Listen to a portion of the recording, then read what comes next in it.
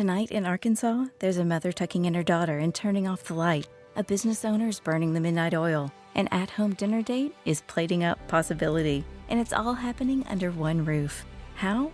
The power of a conversation, like the one John from Integrity Solutions had with First Horizon Bank about his vision for a sustainable mixed-use building. Now it's not just words, it's life. First Horizon Bank. Let's find a way. Go to firsthorizon.com/John. First Horizon Bank, member FDIC.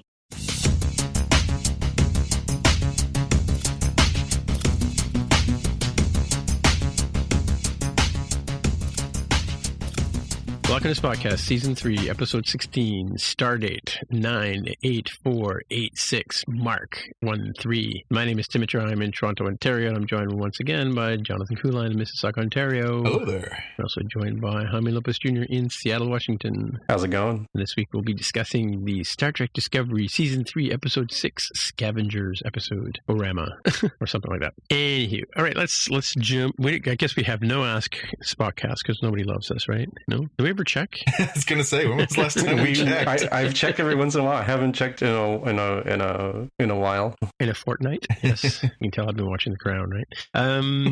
Alrighty.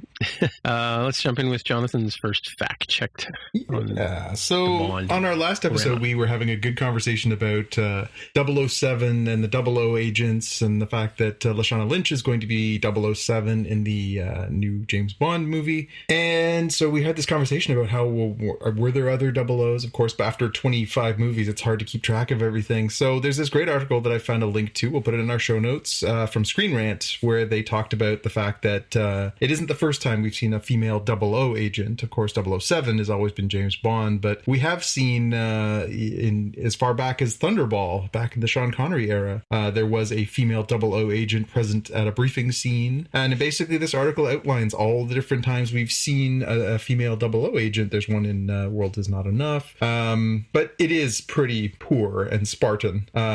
So the fact that we are seeing, we're actually going to see one in action. We did see Ms. Moneypenny, the new Ms. Moneypenny, Naomi Harris's character, was a little more sort of field agenty and badass in Skyfall, but she wasn't really, in the same 00 category. But it's still neat to sort of track that, there have been these nods that, of course, there are female 00 agents. We just haven't really gotten the kind of respect for them that I think we'll get after seeing what's it called? No Time to Die? No Time to Die, no time to get COVID, I don't know. Yeah, something like that. So MI6, is that a legit thing, or is that just fictionalized for the stories? Because MI5 is real, right? Yeah, I think MI6 is supposed to be the fictional MI5. An unknown branch of the British government. Yeah. By spy games or whatever. Mm-hmm. Cool. All right. My one is real quick. We talked about David Cronenberg last week, and we didn't know the name of his character's name. The character's name is Kovich. They may have mentioned it in the show, but none of us picked that up.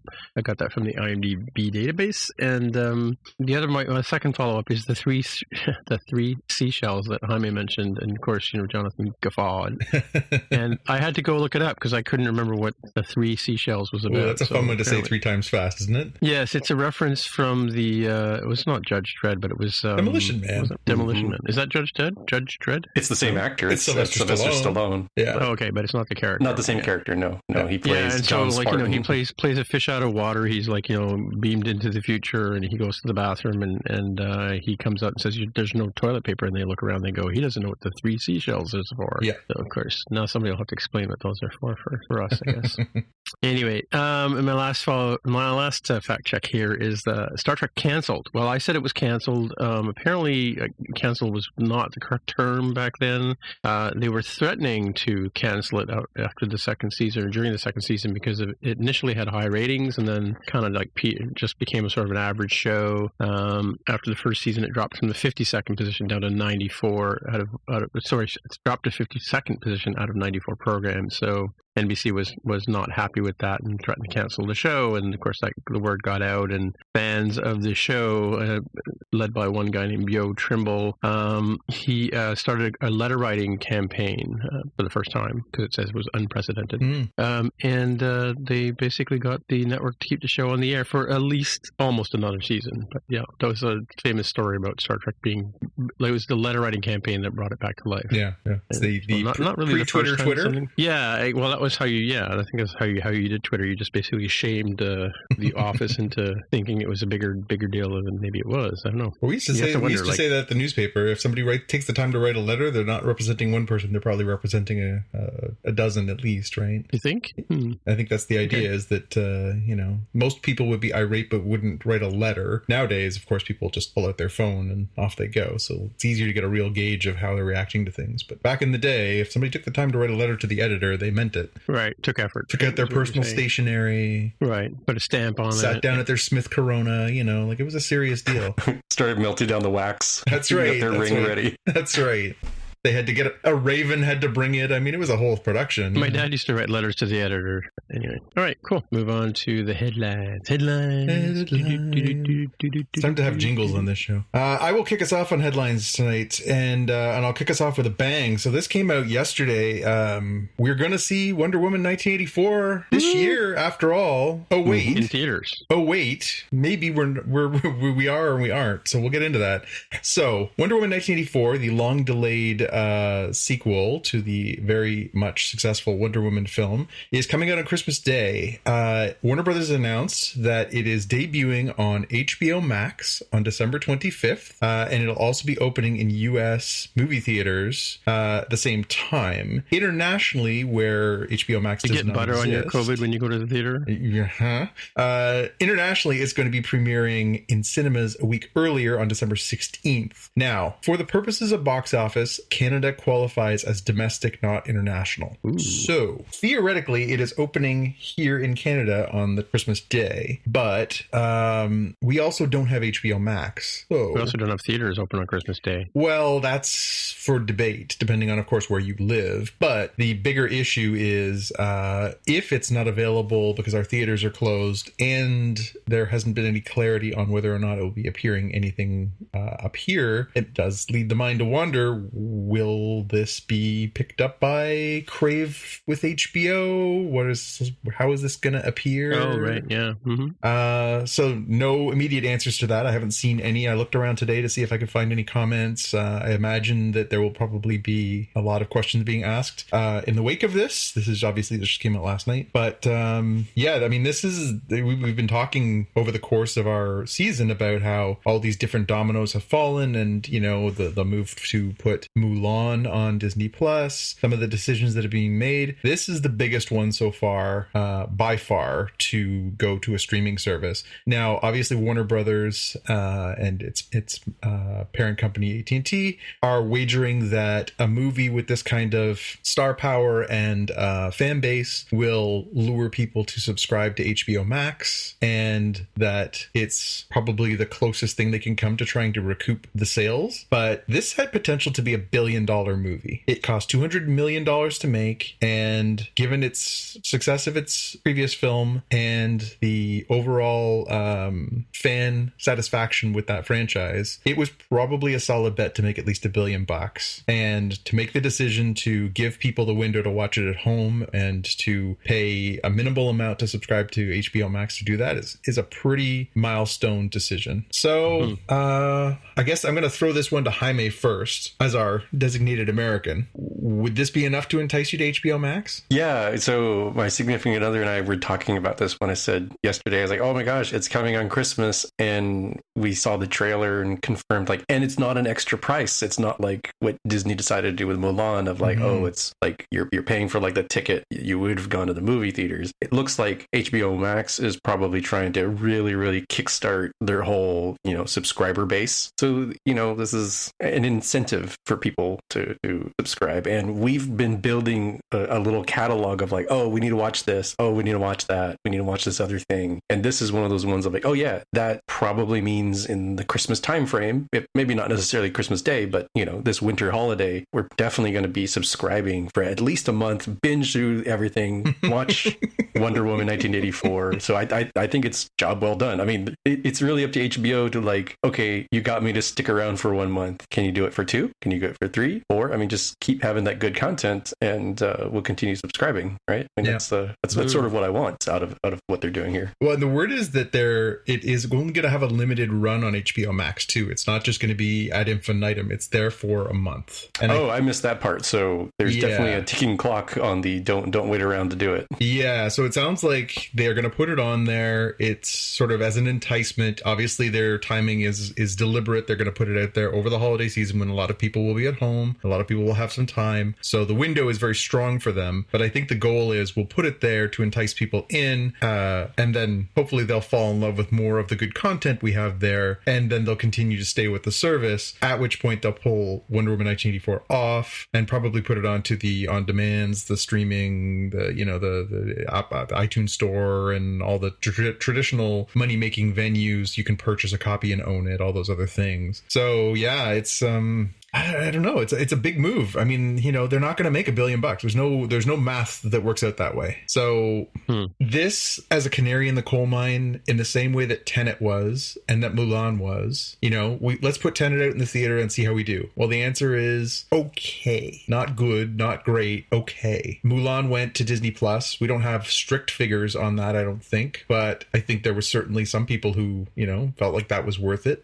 This one, I don't know. I mean, it's essentially a lost leader now. It's a real enticement. I mean, this is a good franchise, and it looks like a good film. $15 will get you a month's worth. As Jaime points out, you'll be able to watch that plus Westworld and Game of Thrones and all the other HBO content if you're so into it. But will it be enough to keep people sticking around that content? I don't know. Yeah, the timing for them is going to be keep you around just long enough that it will expire and therefore require you to continue the subscription for the beginning of the Justice League movies on HBO Max, or four-parter on HBO Max, right? Yeah. Get you into that first, or maybe overlap at most with the first part of that of like, you saw that thing, subscribe for another month and get the rest of the movie. Yeah, and obviously there's always good stuff in the pipeline. We'll talk more about that in our headlines. There's some more good content coming to HBO Max. And there is some, stuff coming down the line. They are in development of a new Game of Thrones series. There is other stuff in the pipeline, but HBO is always has been a very measured company. They always, it's not like they just churn out stuff. There's always good stuff coming, but it doesn't exactly come quickly. Westworld does one season every 2 years, and the seasons are pretty brief. They're working on a Game of Thrones prequel, but again, it could still be a ways off, especially given COVID. So it's not like they've suddenly going to have, all these things to keep luring people in. They really have to sort of entice people with their back catalog and then the promise of more stuff as it sort of dribbles out. But by the same token, though, they're also putting bums in seats, which is the whole goal of a movie in the first place, right? And they've had this Wonder Woman movie sitting ready to go for months and months and months, and it must be just burning the investors' butts about not getting it out there in front of people. And I think that HBO Max probably has a big enough audience that whatever share they're getting per view is worthwhile, right, for them, right? I mean, they must have obviously they've done the math 6 ways from Sunday to see what is the thing that will make us, make this the most valuable property it can be in the time frame we have. I mean, the reality was like, what were they going to do? Sit on it till 2022 and hope that it is then suddenly worth the $1 billion that they're holding on to it for? You could make a case that people will have, over the course of that time, there'll be an attrition too. People would care less. So it's tricky. And they also, they got kind of caught up in their own web too, because they had anticipated that they would be able to get things back and going by this fall winter. So there's been this huge advertising blitz. Gal Gadot is on the front cover of a bunch of magazines. scenes, and she's been out, she was on like all these different things, all that stuff. You got to strike while the iron's hot, right? Like GQ's not going to do another front cover interview with Gal Gadot next year just because they've got Wonder Woman coming out again. Like it's a tricky thing. The timing, the marketing machine behind these things is a challenging thing, and especially it's finite. Like you can only do so much, right? Well, and they would have been shopping this around. I mean, they can't go to Disney with it because it's a DC property, right? But they might have gone to Netflix. They might have gone to Amazon. They probably went to HBO, obviously, but they probably went and got the best deal they could, considering what they have, right? And I'm sure HBO Max is looking at this as a win for them too, though, right? Well, I mean, again, it keeps it in house, right? It's the same thing that Disney did. It basically says, okay, we've got our own platform. We need eyes on that platform. We need bums and seats watching that. So let's do that. So this is a brown dollar project, like this. HBO and DC are together? Yes. AT&T owns HBO and AT&T owns Warner Brothers. Right. Okay, that makes, well then, forget about shopping it around thing, because this is their home, right? Yeah, I didn't put it into our headlines this week, but there was a few stories going around, and this is all purely rumor, but there was a rumor going around last week that the producers of No Time to Die, the James Bond movie that we referenced earlier, have been shopping that around because they also have realized that there's only so long you can have those things sitting on a shelf. There was a rumor that they were shopping it to, the Netflixes and the Amazon Primes and everything else. Whether or not that materializes or they finally hit a point of desperation. The thing is, the money is sunk, right? Like that's the problem. The money is sunk. The producers put up, $200 million or $150 million to produce a movie. The money is sunk. They're not seeing a dime back until that movie starts making money again. Yeah. So some investors are like, fine, I don't care. I don't need my $5 million investment or my $20 or my $100 million investment back. We can survive. Some can't. They want their money back, and they have contracts, and they want what they want. And so they don't care if you have to sell it for $500 million to Netflix or Amazon to get their money back. They want their money back. So these ones where it's inside these, ecosystems where, the movie is made, they have a platform to launch it. Obviously, those ones make a lot of sense. But for, the ones that are not affiliated like the Bond franchises, that's a tough thing. You are going to end up with, some hard decisions to make. Mm-hmm. All right. Let's move on to the Marvel universe. Yeah,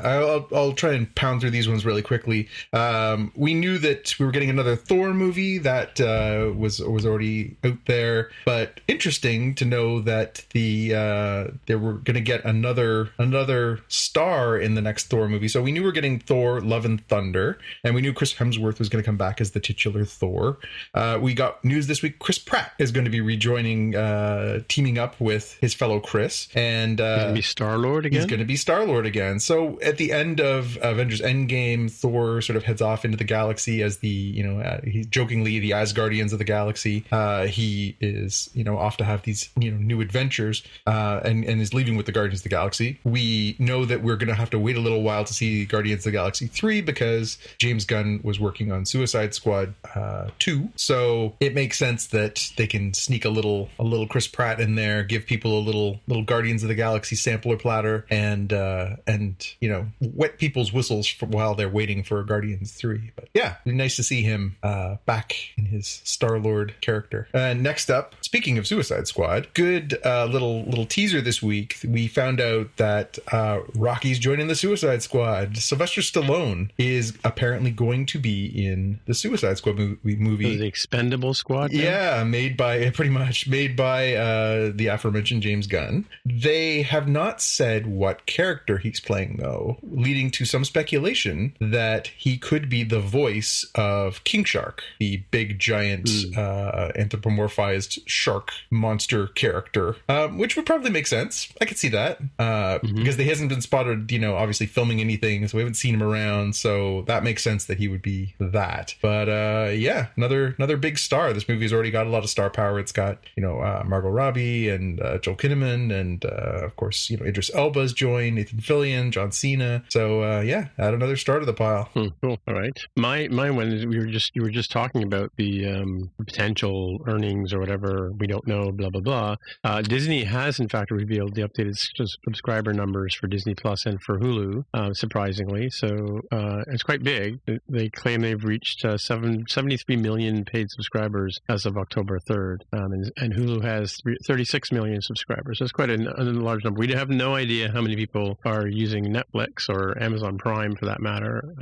But obviously the numbers are big in terms of people watching these shows, right? So, and this is, things like The Mandalorian and WandaVision all gain from this, right? Mm-hmm. As well as Hamilton. I keep forgetting about Jaime and his Hamilton, right? Speaking of holiday plans. Yeah, speaking of holiday plans. Mm-hmm, mm-hmm. Yeah, and they were very pleased, it says, with the performance of how Mulan performed at the $30 rental. So that obviously did score well with people in terms of, home buyers or whatever. Yeah, it would be really interesting. I wish more, as you say, more companies were transparent with those numbers. It'd be really interesting to compare, of course, to see how that ranks against a Netflix and Amazon Prime, how those audiences rank. Oh, it does say that Netflix has 195 million global subscribers last month. So we do have a number for them. Yeah, so considering the time frame, obviously Netflix has a large lead in being able to build that, but that's still a pretty impressive number for Disney Plus so quickly. That's a lot of discs to mail. But I mean, what is it, like $15 a month for a Netflix account kind of thing? Well, we talked about that. There's tiers, right? You can get them as low as $8 and then as high as I think 20-ish, depending on what you're in for. So even if you took the middle number and multiplied it by a million, you end up with an American billion, Yeah, I like the numbers though for Disney Plus. I mean, they've got a good penetration point, but then they started out marketing really low too, right? Like their cost per month is $7, $8. Plus you can get like year-long discounts and stuff like that. Like for the content value, it's pretty high. For what you're getting for what you're spending, it's a definitely very high return on investment. I pay more than double that for Netflix, and certainly their catalog is more impressive just because they've had more time at it as far as unique content. But as far as back catalog, frankly, I think Disney Plus might actually have gotten past them just because over the years, Netflix has obviously lost its leverage in being able to have exclusives and so much stuff. They lost some to Disney, they lost some to the other providers. So yeah, I think, yeah. Alrighty. You're up. Yeah, so apparently Space Force, the comedy series that Netflix has starring Steve Carell, has been renewed for a season 2. And this article says at an awkward moment, because as we record, there is a President-elect Biden. Keep tabs on what ends up happening there. There's too much to go into for this particular show. But given that the premise of Space Force is that it's under the President Trump administration, which started a real Space Force, and this is supposed to be in there, it seems a little awkward, but I've reconciled this in my head to be kind of like Breaking Bad, that by the time the show actually finished, it was well beyond the real world, like 2007, 2008 when it started, right? So that's how I think, like, oh, we're still watching what ended up taking place in the year that this series takes place. And we know that Lower Decks Tony Newsom is one of the characters in this show. He's his pilot, or his helicopter pilot. Now, Tim, I know you watched it. Did you watch it as well, Jaime? I did. And what did you guys both think of it? I haven't had a chance to sit down with it yet. Is it worthy of a season 2? It was okay. It's sort of very Steve Carell kind of humor, It wasn't like a modern day Kelsey Grammer. Well, it was funny. I mean, it was worth watching and worth sort of seeing the story. I think it kind of ended on a bit of a cliffhanger, if I'm not mistaken, right? That's true. That's true. But not surprising. But kind of based on the current administration, it was kind of farcical that way, right? So yeah, I think the story is okay. The really real reason to watch it is for John Malkovich and Steve Carell. I think they're sort of the main ones that you're really going to want to watch for. They do make the best with the stuff that they've got. I think it's like a B- series, maybe C+. It's not terrible. I don't think it's a little better than the one that Hugh Laurie did, right? Did you watch that one? I watched the first couple episodes of that. I must admit it never got me. I walked away and never looked back. Yeah. Avenue something? Avenue, yes. Avenue Space, whatever. Yeah. Avenue 5, I think. Yeah. It was sort of the story had had been done before. It's, Space 1999 meets, a little bit of Fifth Element, but the cruise part, Space Force is funny. It had some awkward, slapsticky kind of moments, where the technology gets in the way of the people. I don't know if you remember the Cone of Silence from Get Smart. Oh yeah, that kind of silliness. Yeah. So which they did really well, those guys. Yeah. All right, moving on. I think we may have talked about the PS4 having Apple TV before. Have we talked about that? Because what caught my eye here was the PS5 coming out. I don't know that the PS4 had Apple TV before. I don't recall it. I mean, it's never been necessary for me. I have both an Apple TV device and also I have Samsung-enabled TVs that have that built in. So So I can't say for sure, but I don't recall it. I don't recall seeing it. Yeah, so it's a better. It's a good move for Apple. And it's a good move for Sony in that sense to have it available, because I think we talked about PlayStation TV didn't really go very far, right? No. And I think I've mentioned before that what I like about my Apple TV is that it marries my Prime account and my Netflix account and my Disney account and all that kind of stuff together, so I just have one place to go and it automatically fires up whatever app. This is a little different than the Apple TV itself, because the Apple TV is the Apple TV device runs a sort of an iOS and or tvOS it's called, but this is the app, I guess, has been ported over to the PlayStation platform, so you can watch your Apple TV content right on the device, right? So you got your system with your fancy 4K or whatever 27K TV, right? You can now watch your PlayStation, or you can watch Apple TV stuff on your PlayStation 5. But they're also, as we're saying, it's now available for download on PlayStation 4 and 5. So that's why I wasn't sure if we had talked about this on the 4 before. Yeah, I noticed it when we were loading up the 5. It gives you a recommendation of sort of initial apps you may want to download, and Apple TV came up as one of the apps that you may want to download alongside Netflix, and can't recall if Prime was there, but there was a few that sort of popped up as these are ones you may want to start with, and of course you can add more apps. But it caught my eye for sure, because I don't recall seeing an Apple enabled app on a Sony device before like that. And yeah, you're right, it makes perfect sense. Obviously, if they want this to be sort of your entertainment device hub where you sort of have a lot of different things, I think YouTube was one of the ones as well. It makes sense. It makes sense that a lot of people use it in that form, right? Especially if you have an older television set that isn't capable of using that. A lot of people are going that route. So this is just the TV portion. It's not the same as an Apple TV, which lets you run multiple apps and games and things. But this is the TV app, which is used for consuming media. Yeah. And of course, it does mention here that it's a $4.99 US a month subscription. But if you buy an iPhone, iPad, or Apple TV or a Mac, you can get a free year for it. Yeah. And which we have done. So that's good. And sometimes they'll throw in an extra few months just because. Well, they did with me because I started in October, and I guess the content isn't really up to snuff for like, I think they probably saw the writing on the wall. A lot of people would probably jump if it was time, Yeah, I'm going to take the Jaime Lopez long view of the Apple TV content to say that, I might pop in if there's something that I can't live without, but so far there's nothing they've produced that I can't live without. Yeah, there's no Mandalorian, there's nothing I've watched most of I've watched probably, I think we talked about it, maybe 75% of the stuff that's relatively new for the show. I've watched it, obviously movies and things like that too that I own already, but yeah, I haven't rented any movies or whatever on the Apple TV, so that, I've only ever rented it's the medium popcorn argument. Sometimes, the price is so cheap to just go and buy the movie that renting it doesn't make sense, unless they do this thing like they could do that with say Wonder Woman, that kind of stuff. They could rent it to people on these systems and then not let you buy it until they're ready to release it, right? So they could try that as a model for seeing how much people would buy, right? Yeah. In case they're listening, we take a commission. We're not proud, Anyway, Jaime, what do you got for us? Very quickly is the trailer for Batman Soul of the Dragon, which is coming to Blu-ray and digital in January. This is an animated movie of Batman that is very 1970s. It has got the 70s era kung fu and blaxploitation feel going to it, so could be an interesting one. Does it have the repeating backgrounds and stuff? No, it's a little higher quality. Like Scooby-Doo or something running by.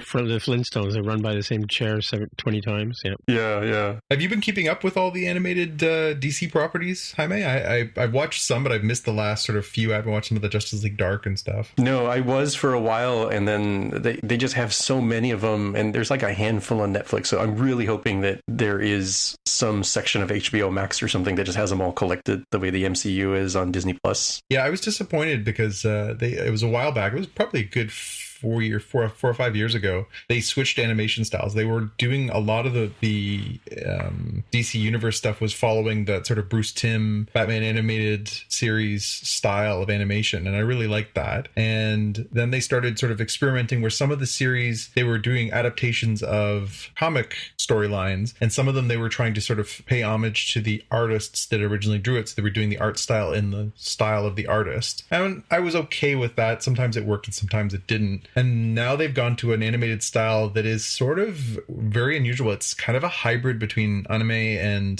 traditional North American style animation. And I don't love it all the time. Sometimes the stories are good and I'm just fine, but sometimes it catches me, and if I'm not enjoying the story as much, I sort of devolve into the minutia and think like, this isn't working. All right. Another piece of good news. The Vertigo series DMZ has been in development with HBO for a little while now, with Ava DuVernay doing the show running on that one. And they announced today that they are going to be on HBO Max. They're going ahead with what they're calling an event series. So it sounds like they're not going to do it as an ongoing. It's not going to be multiple seasons. It sounds like it's going to be, a certain finite number of episodes in the vein of oh goodness, what was that show with all the famous actresses that was on like Birds of Prey, maybe? No, I was thinking about the one with Meryl Streep and Ocean's 8. Nicole Kidman and Reese Witherspoon. It was on HBO. It was like the same thing. It was an event series. It was basically like 8 episodes. Pretty Little Liars? No, that's not it. It's something with 3 words. Mrs. America? No. Anyway, there are many series that are going this route now, that are basically doing their, event series. They're, instead of doing it's just going to go on and on, they basically do, little bits and pieces. It makes sense for this, although, it ran for, I think 50 or 60 issues in the comic. I wonder if that is going to be a little limiting to the story. But on the bright side of it, Ava DuVernay is a great filmmaker. Rosario Dawson is going to be the star. It sounds like it's similar but not the same premise. The premise of the comic is around a photojournalist who is very raw, and he gets basically embedded in New York City. Big Little Lies, by the way, is the one that popped into my head. He gets embedded in New York City, which is the demilitarized zone following the Second U.S. Civil War, and he is basically trying to survive in this really messed up environment where it's kind of lawless and a little chaotic. In the adaptation that, as they've described it in this release today, it is Rosario Dawson is playing this character whose son is trapped in the DMZ, and so she has to basically navigate this very lawless, crazy place, similar place but different scenario, where she is now going to go into this place to try and recover her son. So it'll be interesting to see how it turns out. The story of DMZ, the concept is well executed. The idea that the red states, the blue states can't play nice anymore, and it all just sort of devolves into chaos and violence. And then, there are these places where it's sort of the gray area is very well realized in the comic. I'll be very curious to see how well that works on the screen. And I'll also be curious because obviously things are very politically divided south of our Canadian border right now. So it'll be interesting to see how poignant and relevant that could be. All right, cool. Another little taste of something that's coming. So there's going to be a new Wonder Girl series coming to the CW. Now, there's been few characters that have been Wonder Girls. So this would be like the junior Wonder Woman. There have been a few Wonder Girls over the years, most famously Donna Troy, who was a member of the Teen Titans, and of course the new Teen Titans, all those different iterations of that over the years. Was a well-known character and has been spun off into different things in the the animated world and other things. This one is really interesting. The reason why I wanted to mention it was because they're actually basing this series around a character that hasn't even debuted yet. So this January, they're doing an event series for DC Comics. DC Comics is basically shutting down all its regular books for the entire month of January, and they're doing this event where they are sort of looking at the future of DC Comics within this sort of one contained event. It's called Future State, and in Future State, they're basically looking at, like, you know, it's basically a reboot of the universe. So I can't recall if we talked about this previously. They were gonna do, I'm told, a complete reboot of the DC universe for the umpteenth time.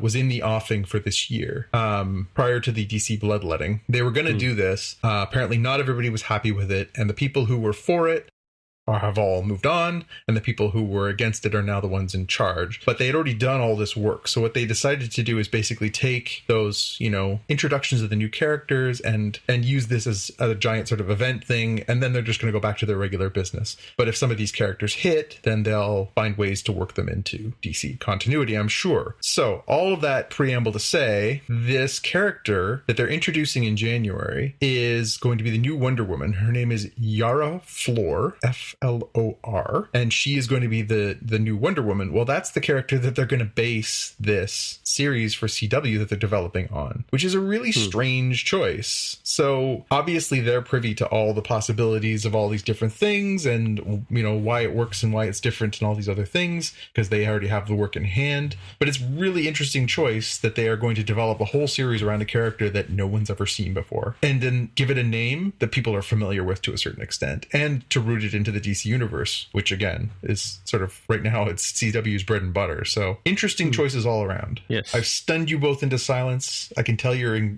totally engrossed. No comment.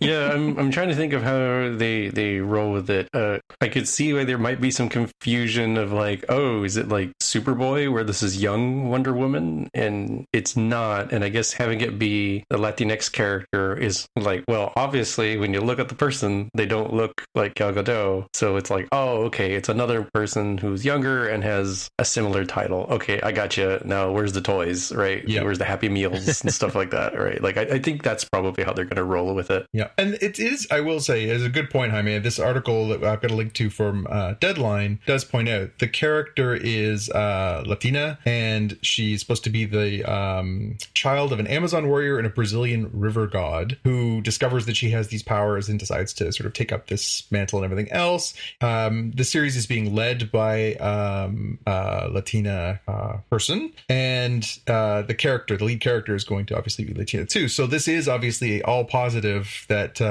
we're making more progressive steps towards representation across the superhero genre, and that is definitely very commendable. And maybe that's why it was just easier to do it this way, but with a character that people aren't familiar with, that they wouldn't get any of these kind of, you know, nonsensical backlashes of like, oh, Superman's not black, that you can't be black, you know. So yeah, it'll be interesting to see if that resonates too. And my last bit, Johnny Five is alive. They are remaking Short Circuit. And I don't know how to feel about it. The original Short Circuit, 1985, a bit cheesy. It's a period piece, for sure. Steve Guttenberg, Ali Sheedy, one of the worst racial stereotype Indian characters ever played by a white guy. So that's not good. So it doesn't hold up well over the course of time. You can't watch that movie now and be like, oh, this is great, it's heartwarming. You get taken out of it by Fisher Stevens' bad Indian stereotype character pretty fast. And it's even more glaring in Short Circuit 2 because he's the central character along with Johnny Five, and yeah, it's not so good. Just a side note here, a good friend of mine was actually in Short Circuit 2. There you go. Which it was filmed in Toronto, wasn't it? At the Eaton Center. There you go. Yeah. This is back before we were Hollywood North too. Yeah. So I guess I understand. The concept is in of itself timeless. The idea is that this inanimate thing is brought to to life, and it's the Pinocchio story, right? This inanimate thing is brought to life and has these adventures based on the fish out of water. I don't know anything because I was just a robot and now I'm a living thing kind of stuff. So I think you could make this movie 100 times in 100 different similar ways and it would always work. So I completely understand it. And of course, brand recognition. There will be, the parents will take their kids who once saw Short Circuit and yada, yada, yada. And maybe Steve Guttenberg gets a cameo and okay, it's fine. But I don't know. It's not high on my list of to-dos. I don't know how you guys feel about Short Circuit, the Short Circuit verse. Yeah, it's it definitely is a bit problematic in the modern era with the Benjamin Jarvie character. I would say that the two movies are pretty interesting. I do hope that they use mostly practical effects for this remake. I don't think it works quite as well when you don't have the physical character there, and the character holds up really well because it was like a puppet and electronics, and now like they could probably have the dang thing mostly self-contained, right? With modern tech. So I hope to go with that. I will say that Short Circuit 2 is pretty traumatic in its ending scenes. Yeah. It's just like makes you cry. Like, if you don't know, go watch the movie. It's available on like a bazillion different like free streaming service places. And yeah, I'm not sure how it'll work. I mean, it's not like it will diminish the original that it exists if the remake's not so great, and maybe they can find an approach to it. I'm not 100% certain what angle they'll take for the premise, because Johnny 5 or number 5 in the first one was a Cold War weapons program item, and he was not Gotcha Last. Yeah, and he's like, he's not even unique in any way. He's the fifth one, and I can't remember how many there were. Maybe there were only 5. Yeah. So it definitely spoke to a different era, and I wonder if you can have this machine that's intended to like deliver nukes to take out the Soviets. What will they do? I don't know. Maybe they'll give it like a more modern like anti-terrorist angle or something, and there will be complicated stuff. But so yeah, I kind of wonder about that. I kind of wonder. But you know what? You can kind of update some things. Like, originally Iron Man was very heavily tied to the Vietnam War. Is that right? And they've updated the modern Iron Man sort of backstory to have a lot of the same essential themes, but not be as tied to the specific era. So maybe.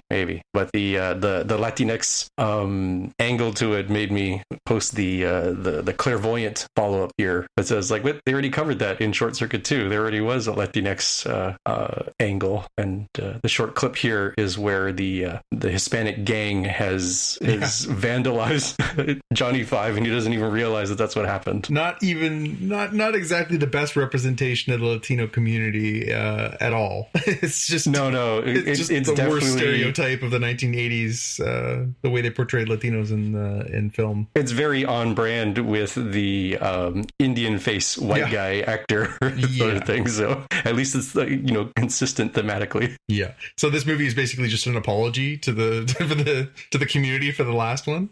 Yeah. Can I, just as a quick aside, how do you feel as somebody of that heritage?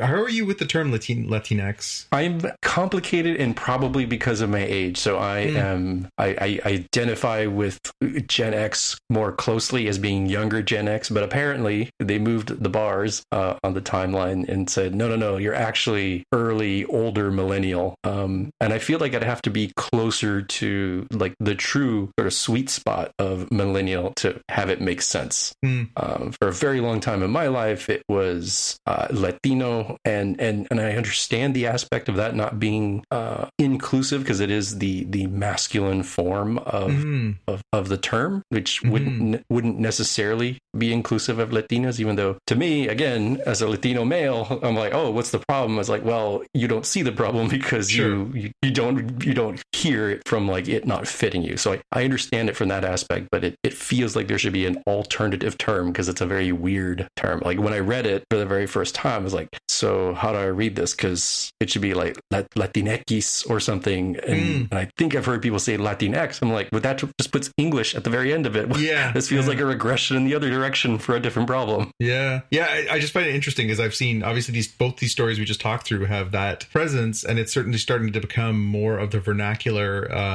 as sort of a PC term that encapsulates those male and female, and of course gender neutrality and all these different factors. So I get why you want one, but then I've also seen pushback, especially because my job is very deeply in social media, so I'm on there all the time, and some people hate it. They just hate it. So I don't know. I'm curious to see to understand if this is something that is a better way to go forward, or if this is just one of those, like it's a stepping stone to where we ought to be. Yeah, I'm guessing awkward stepping stone.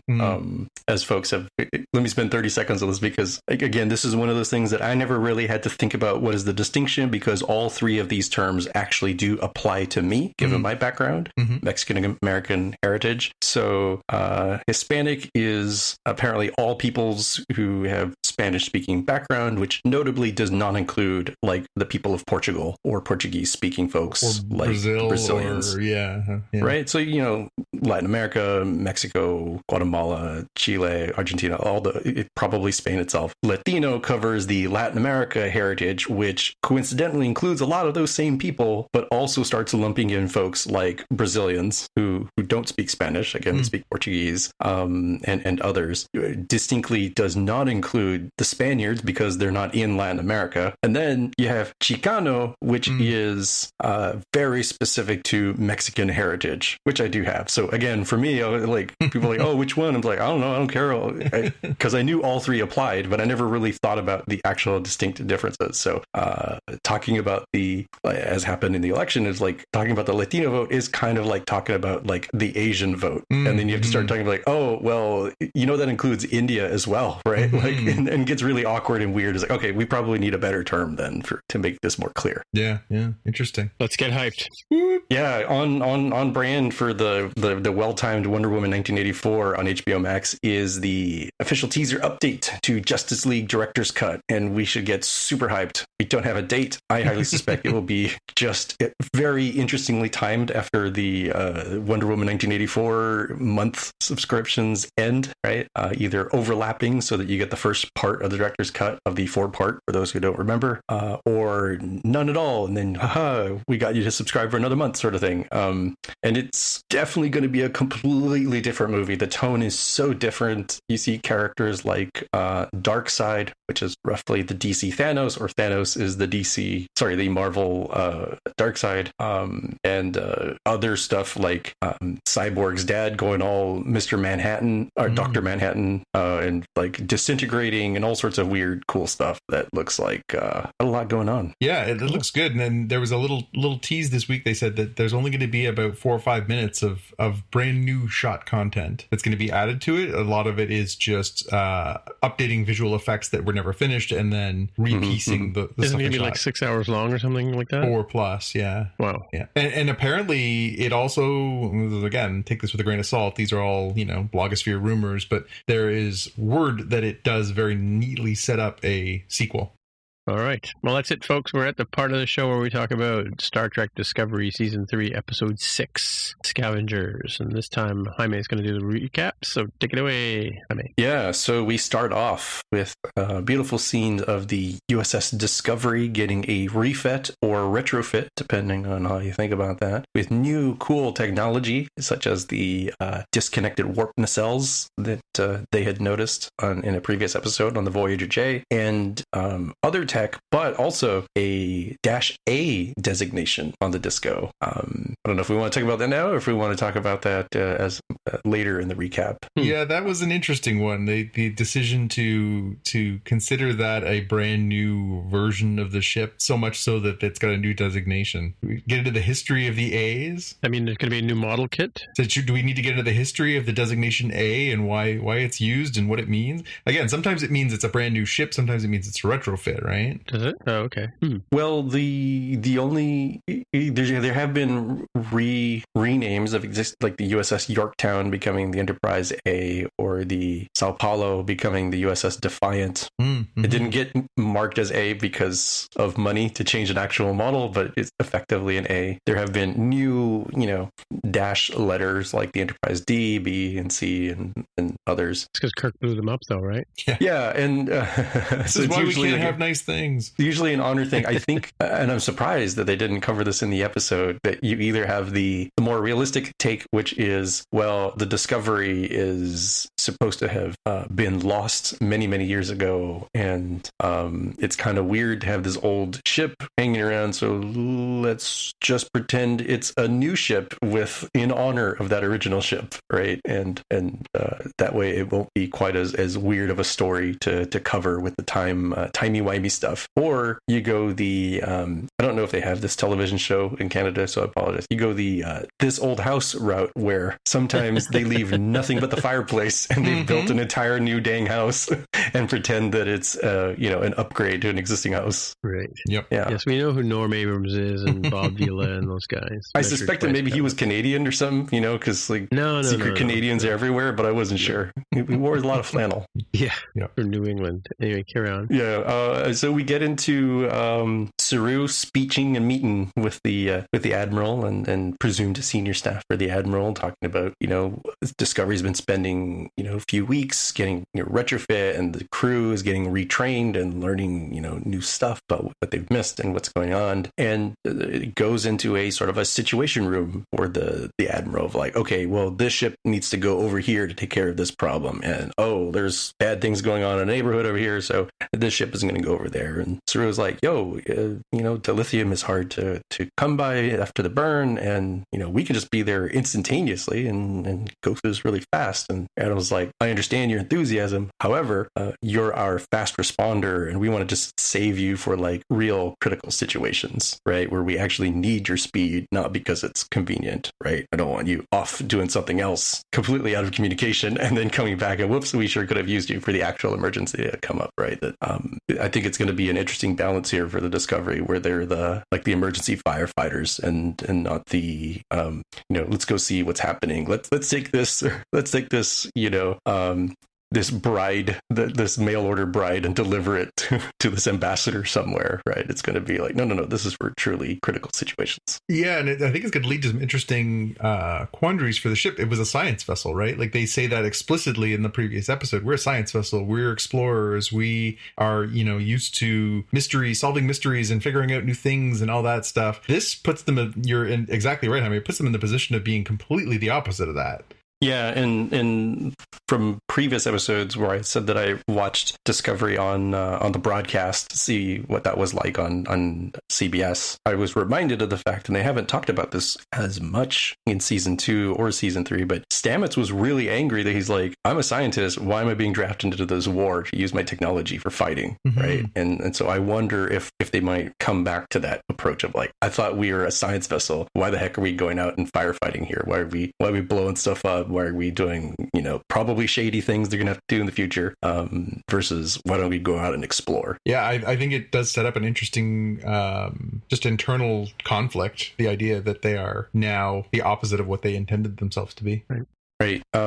So we hear about Osira and the Emerald Chain are apparently causing trouble in some neighborhood. I didn't write the notes on Philadelphia. Yeah, Philadelphia, Atlanta. Come on, with Will Smith. And then we see that the Disco crew has gotten those new cool badges that are just like the all-in-one Swiss Army knife that's got the holographic pad and communicators, which actually we saw from TNG era, tricorders built in and personal transporters built in. It's just like an all-in-one sort of thing. So I gotta say, the orientation of this new crew is like really bad in the future. They just throw them new tools and expect them to know exactly how to use them in dangerous situations and stuff. So yeah, I think I got more training on how to use Microsoft Teams than they got to use the personal transporters or the columns, which we'll talk about in a second. Yeah. I think if this was lower decks, they definitely would play that or like, I'm gonna leave for dramatic effect, and then well, I guess that wasn't the transporter, but hey, that medical problem you had is going away, so well done on that, Yeah.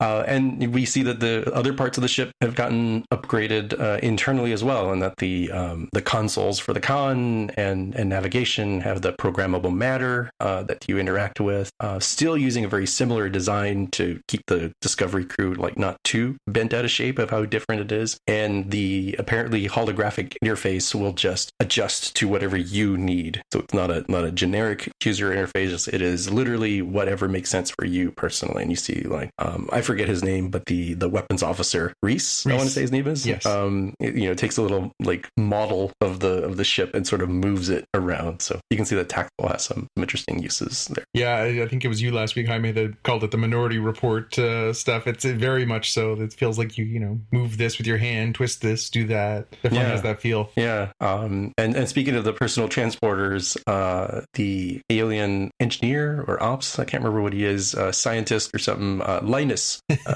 accidentally beams himself into the captain's chair instead of the mess hall where he wanted to be, which at this time in my notes I put, damn liar, like you just wanted to pretend and go sit in that captain's chair, and this is your opportunity to fake it without getting reprimanded for it. Yeah, Linus always gets the best cameos. Yeah.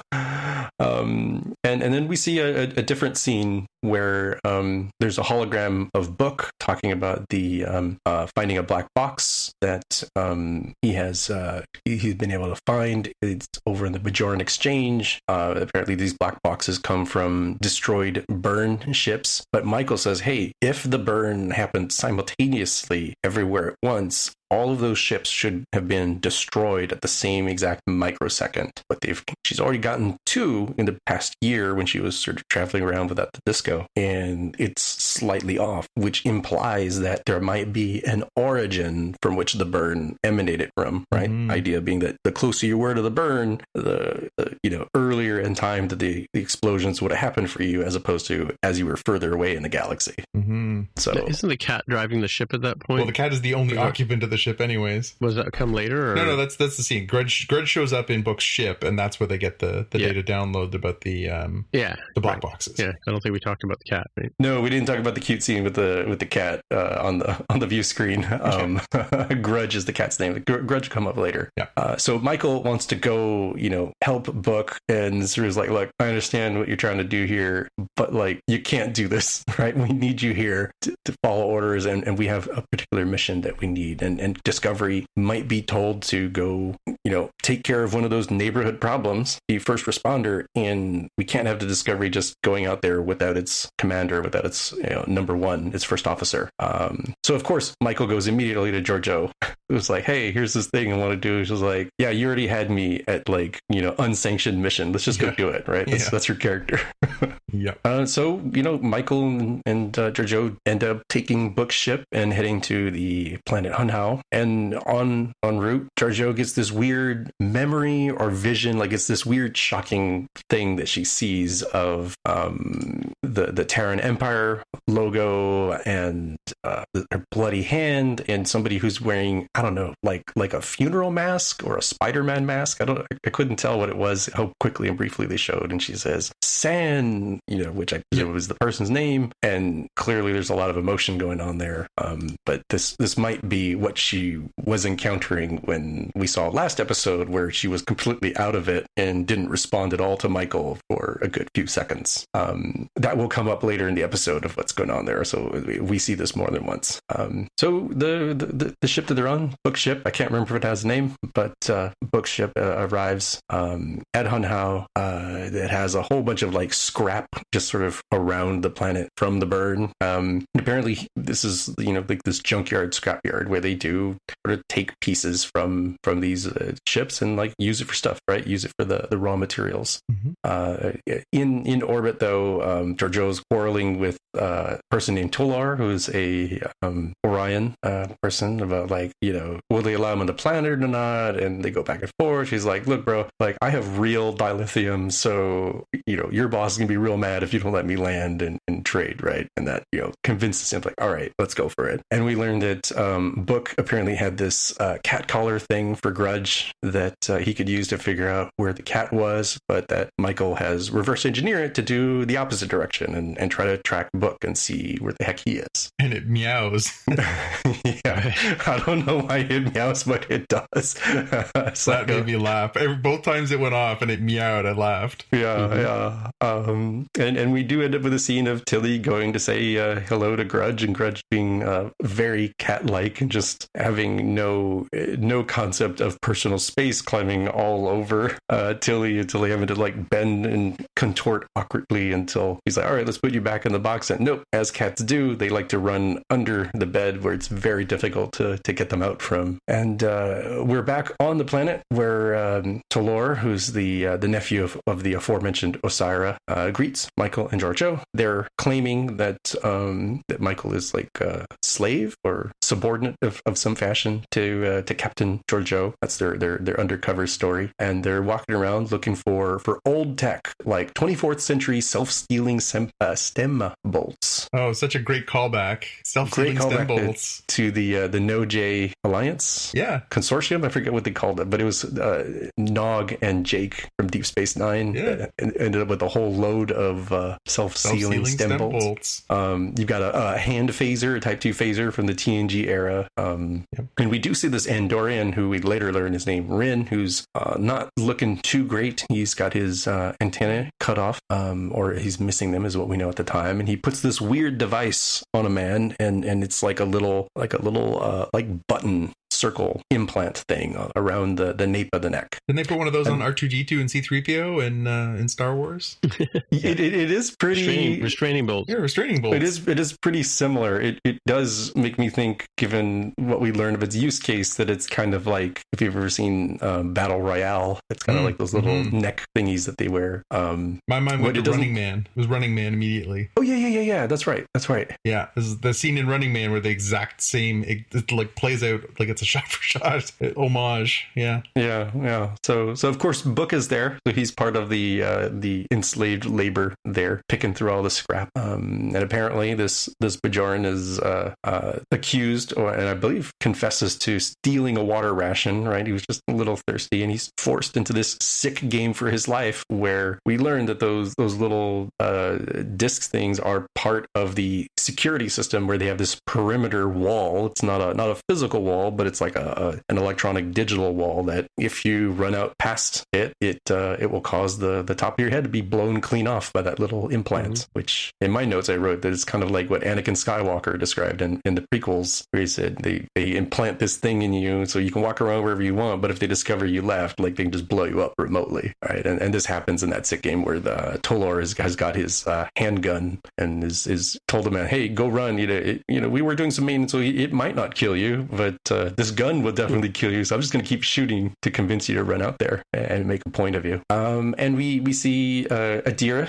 back on the disco, and Gray chatting. They're in engineering and talking about how they're not really getting out and doing much. It seems like Adira's gone very sort of, I would say, internally focused, except they are actually talking to what they perceive to be somebody else. It's still kind of unclear what exactly Gray is. Manifestation, spirit, just a weird way that the symbiont works with a non-trill host. But nevertheless, Stamets comes in and he's like not happy with the layout changes that have occurred in his section of engineering, given the refit of the disco. And apparently Adira has done him a real solid. She's like, hey, I've redesigned the spore drive interface so we don't have to use those weird needle shunt things on your arm. We've got this cool like holographic gel thing that, hey, it also is non-greasy. It leaves no stains like those really good sunblocks. New and improved with goo. Yeah. And so we go back to... Oh, hang on. One more thing in there. It's worth raising. We get our second funny Linus cameo in there too, where he just materializes in the middle of the engineering department and is once again like, stupid self-transporter not taking me where I need to go. So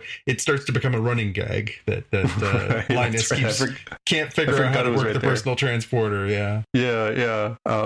So back on the planet, on how Giorgio is asking about the explosion tech, the little like wall tech And Tolor's like, it's not for sale, it's proprietary. And Giorgio's like, oh, where do you keep the control unit for? He's like, oh, that's a secret. She's like, whatever, man. I can tell you keep touching this stupid device in your pocket, so I know it's there. And this gives an opportunity for Michael and Book to reconnect, right? When she's like, slave, go find me this whatever, right? Go give me this piece. And it turns out that he has the black box hidden in his cell or quarters wall, I guess. And that the Andorian Rin, who I think now we get his name, was once part of the Emerald Chain, but was trying to rally people to his side of like, hey, we can do better than this, and got stomped on and his antenna cut off in punishment. And now he's basically a lackey, but he's a decent person, right? He's forced into an unfortunate situation that, like, if he doesn't cooperate here with what he's having to do, then he's going to die a very, very slow death. So he's in a no-win scenario. Yeah. Back over on the disco, Tilly is leading the team on, understanding the changes, the upgrades to the spore drive so that they can be ready and prepared if and when they have to use it, and if things go awry. And Saru wants a little chit-chat, a little private chit-chat. He talks about, the situation with Michael, figures out that, okay, he's actually gone, Bookship is gone, what the heck's going on? And Tilly is a total narc. It's like, you have to tell the Admiral. And he's a little shocked. And he's like, look, dude, like, if you don't tell the Admiral and you're explicitly the one who knows and doesn't tell, like, it paints the entire Discovery crew with the same negative brush. So it's a terrible situation, but you have to be the one to tell them that, like, here's what's going on, here's what happened. It was a strangely, maybe not strangely, but it was a particularly astute observation from Tilly, who's not necessarily known for those kind of astute moments. But I think it speaks to her relationship with Michael too. Like, she has a complicated relationship with Michael too. Yeah, and I think it shows some of her growth from being the really naive cadet from the very first part of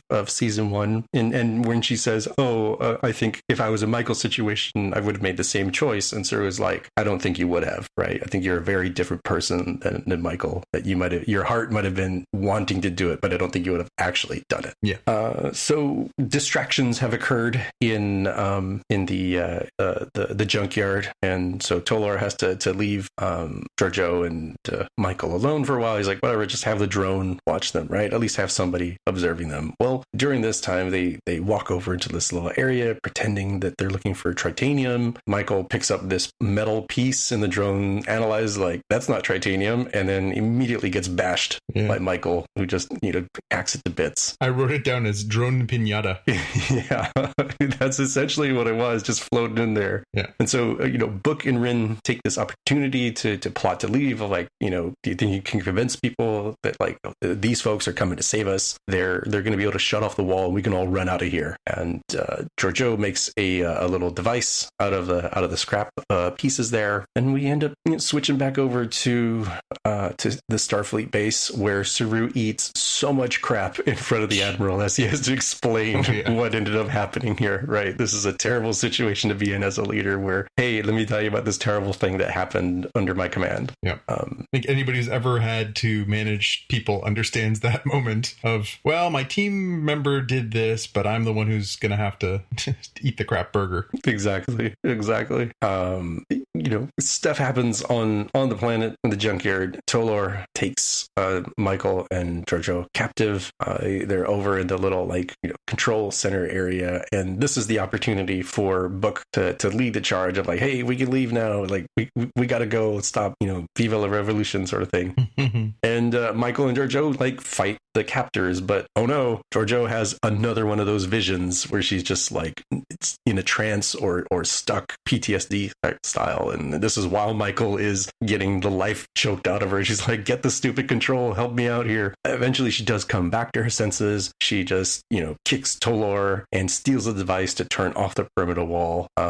You've got Rin out the door, taking one for the team, pushing Book out of the way and getting shot himself. But Michael and Giorgio pilot Book's ship in to save the day, and they pew pew pew all the guards as best they can, and they beam Rin and Book book on board, Giorgio takes this opportunity to blast the old ships, like Miranda class ships and Hiawatha class ships that were like hovering above the camp, so that they crash in and destroy, that little camp / junkyard there, and then they warp the heck out of there. I did like that she felt the need to use the 1980s action movie punchline, "Salvage this." Yeah. And you've got Book giving Michael the black box. He's like, here's the one we came here for. Which is not a box. It was a tube. I mean, what the heck? Yeah, I mean, I guess in commercial aircraft here in the 2020s, they're not black either. They're like bright orange. They're meant to be easily found. Yep. At least they are box shaped. I will give them that. This one is more like a tube. Michael goes over to Giorgio. Is like, yo, what's up? What happened there was not cool. What's going on? And Giorgio, explains like, hey, she's had this problem, been for a couple weeks. And Michael's like, why didn't you tell me? Like, we could help you. And I was like, you will not tell anyone here this is going on. And Michael's like, look, this isn't the Terran universe. Having a weakness isn't, the kiss of death for you. This isn't like you can get help from people. But clearly they're at an impasse there as to what to deal with and how to deal with this situation. There's a bit of a rift there between them, the lack of trust, given that like Giorgio throws it in her face, like, hey, there was another Michael Burnham who told me some things and they betrayed me, right? So it's rough. They've got a very complicated sort of mother-daughter relationship between these two characters that I'm sure will get explored in future episodes. Mm-hmm. We're over in the mess hall now, where Stamets sees Adira talking to themselves, but they're actually not. They're talking to Gray, and they have some pretty good conversation, and Stamets sort of takes it all in stride. They're like, oh yeah, so my boyfriend Gray, they're not actually gone. It's who I got the Trill symbiont from, and it's unstated, but he essentially says, we're on a mushroom ship. You don't have to explain to me. I just take your word for it. Yeah. And my partner was dead and now isn't dead, and I've seen all kinds of stuff. Yeah. And also Adira is like helpful here. She's like, hey, we can remove those implants, like the new interface. You won't need those weird things in your arms anymore. And apparently Rin is okay. He's in sick bay, and this gives Book and Michael a little chance to talk, and they go over to the turbo lift. He stops the turbo lift, and they have a little tender moment, which for the running gag, Linus beams in again. I can't remember where he was trying to go, but obviously it wasn't there. Yeah. And he beams out, and they do something that I didn't expect them to do. I thought this was the trope of will they, won't they? Okay, this breaks the tension. They won't. But no, they actually do have the kiss. Yeah, it was well played. It was well played. Romantic kiss here. Yeah. So they subverted my expectation because I thought they were leaning into the trope there with Linus. Mm-hmm. In a different tender moment, Culber and Stamets talk about Adira and what's going on there, and like, hey, this person who's all about work. Does that kind of remind you of anyone?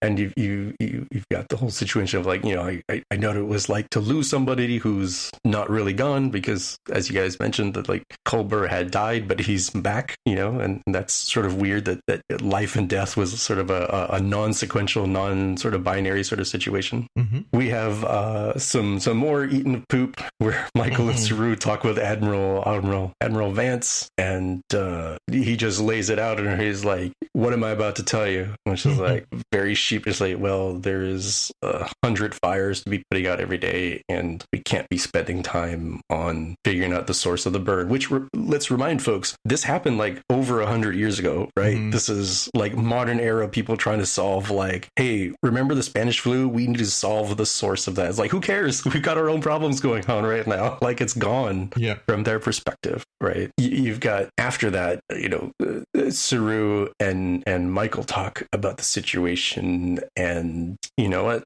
Saru, as much as he appreciates the, where Michael's heart is and where her talents are useful, but it really comes down to trust, and he can't trust her to be his first officer, his number one. So she is effective immediately. She is demoted to just only chief science officer, duties. And Saru, leaves her behind and presumably transports to the disco. And we have the ending scene of Michael taking off her badge, and she just considers. It's implied as to what she's considering, but we're left with just the closing shot of her just considering what she will do next. Yeah. I mean, I had trouble with the ending of the show because the whole, gee, I'm really sorry, and the it's easier to ask for forgiveness than permission kind of approach to this way she and Giorgio run away, and not that I didn't enjoy the the pew pew and the running around and the guy getting his head lasered off and whatever, but the way they handled the ending there, I don't know.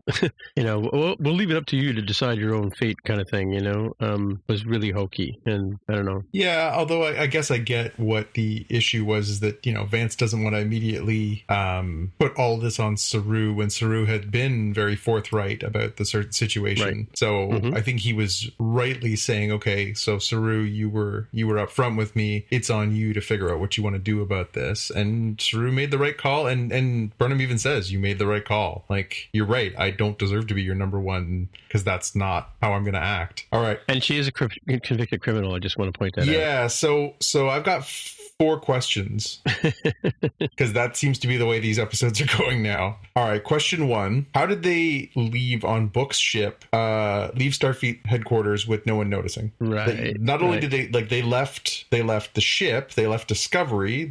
Theoretically, that's where the ship was docked, although we never did see that. And it's not until they're like long gone that Tilly's like, where's Burnham? And the computer's like, nope, can't find Burnham. Where's the ship? Oh, no Even ship. the ship couldn't come through the impenetrable field until they let it through, right? Exactly. So how does it leave? So that's a bit of a plot hole.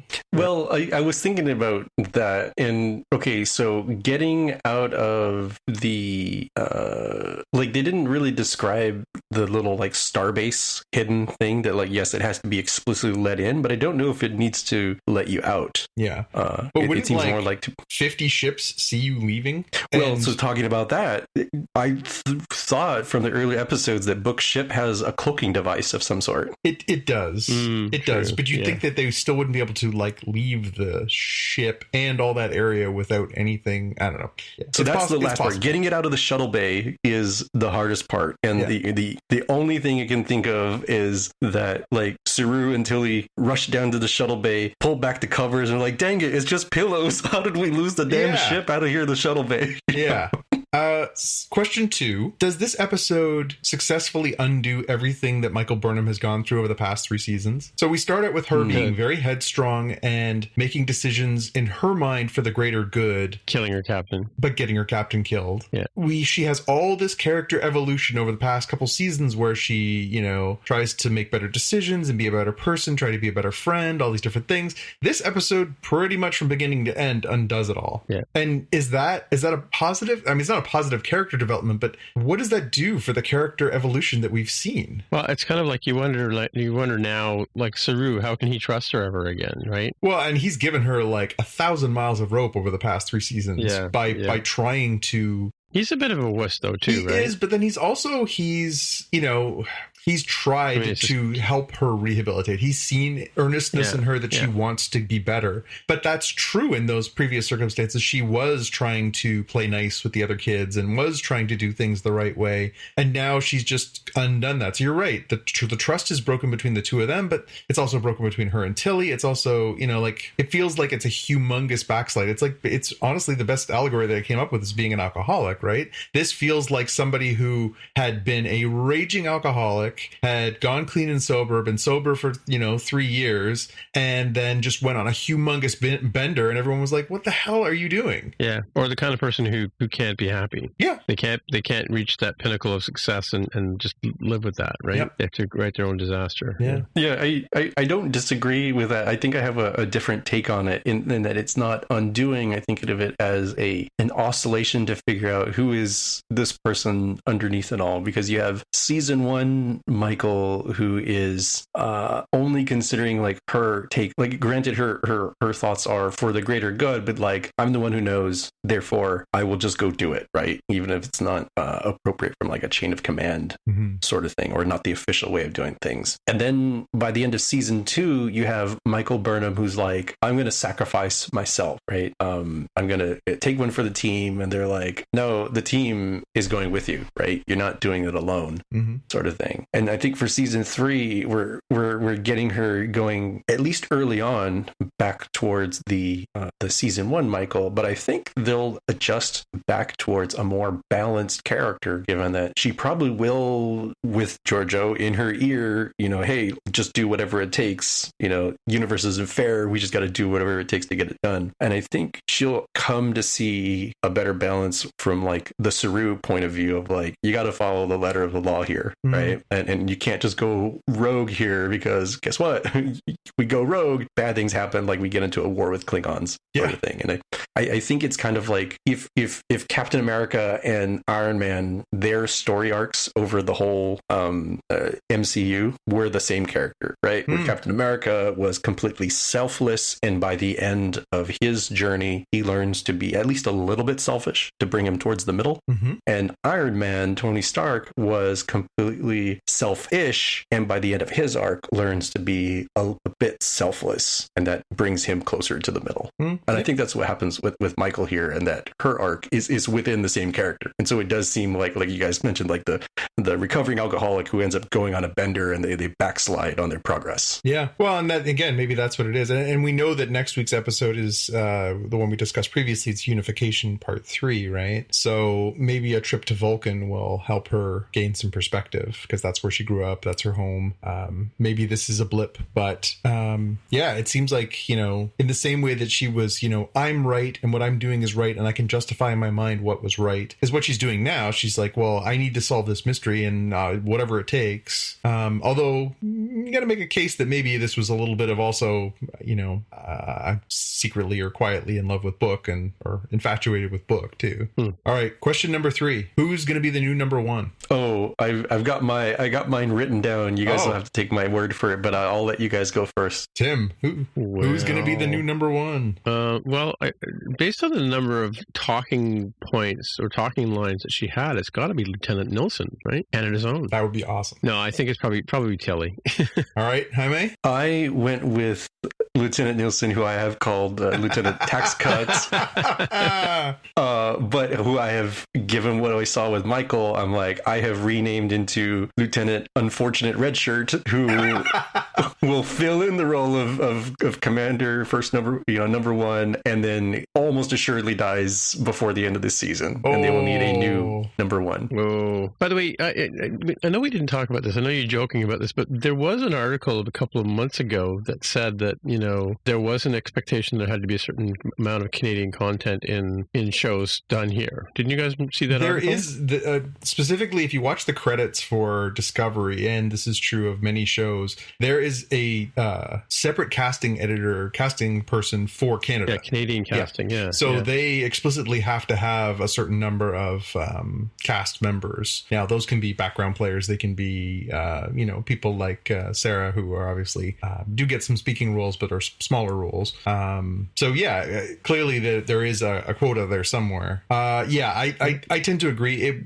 I mean, as much as it would be nice to further develop some of the other characters, or have just for the comedy's sake to have it be Tilly or something else. I obviously, I don't think you're going to go from being an ensign to suddenly being the number 1 over top of the lieutenants and the commanders and everything else. I think it. Oh, she's ensign Tilly? She's ensign. Okay. Yeah, he specifically says her rank at one point, and I think that was supposed to remind us that she's still pretty junior. I think it makes more sense. Obviously, you know, it could be Detmer, it could be Owo, it could be Reese, but I think Nilsson makes the most sense because she is in that way, as exactly as Jaime just laid it out for us. I think she's the most sort of disposable, so that there's not going to be the hard feelings if suddenly Burnham comes back and reclaims her thing. Whereas I think they've made more of an effort to put, you know, Detmer and Owo and some of the other supporting characters in a little bit more of a position of prominence, where if they were shunted, it would be just weirder. Yeah, I think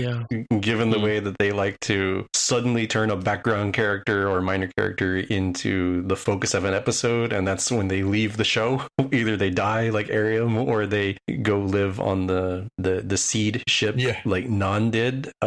Trust me, if you've gotten into an episode and it spent like the first 5 to 10 minutes on Nielsen, I'm like, oh yeah, she's gone. Right, she's gonna go. See, Nan could have been number one. She should have that sort of gravitas. Yeah. No, she would have been like the no-brainer choice a week ago, but now obviously not. All right, last one, last question. This is the big one, and this has been percolating, and it sort of crystallized for me a little bit this week as she started to get more and more obsessed with this mystery, the same way she was obsessed with the Red Angel stuff last season. Mm-hmm. How possible is it that Burnham or Burnham's mom is deeply connected to the Burnham.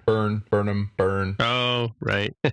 I don't think it's a name association thing, but maybe it was her. Maybe it was her sending this suit back into the vortex or whatever it was caused the problem, or who knows what. But it sort of popped into my mind at one point when she was getting really obsessed. I was like, this just reminds me of last season. I was like, what was the big thing last season? It was revealed that she was actually the Red Angel. I was like, there's got to be a Michael Burnham connection to all this. What would the connection be? And it's like, well, maybe she's the cause of it. Maybe this mystery with her mom. It really just started sort of coming together for me as I started percolating after this episode and writing my notes. I was thinking, well, that's true. She did do a Lucy move today. You know, like one of the things that used to bother me about I Love Lucy was when she and Ethel would get into these fixes, you know, and they would basically go out of their way with some half-baked scheme, and you'd end up watching the show and cringing because she's going to get in trouble and Ricky's going to find out or whatever, or she's going to end up with too many chocolates on the conveyor belt. That's what I was thinking. Right? Yeah, Michael madly eating all the chocolates on the conveyor belt because there's too many.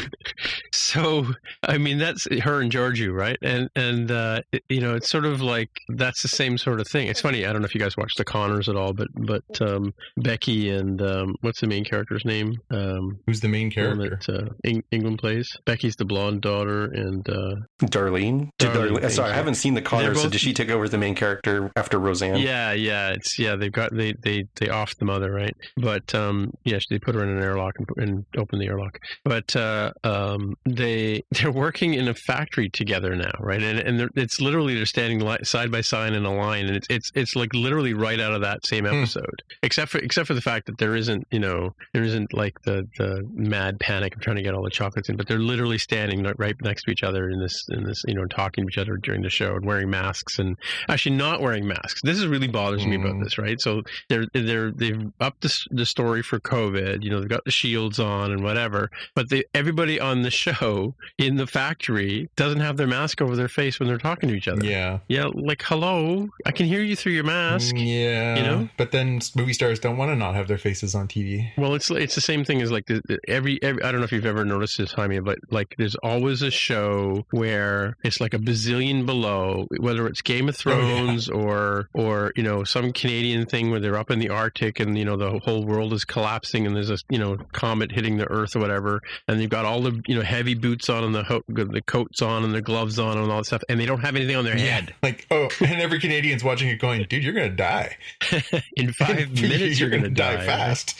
They'll be eating you by the end of this episode. Yeah. But anyway, so coming back to the Burnham self-sabotage kind of style. I mean, she's like Bugs Bunny or Lucy or Wile E. Coyote. She's just doesn't matter what her scheme is, it's going to end up in trouble.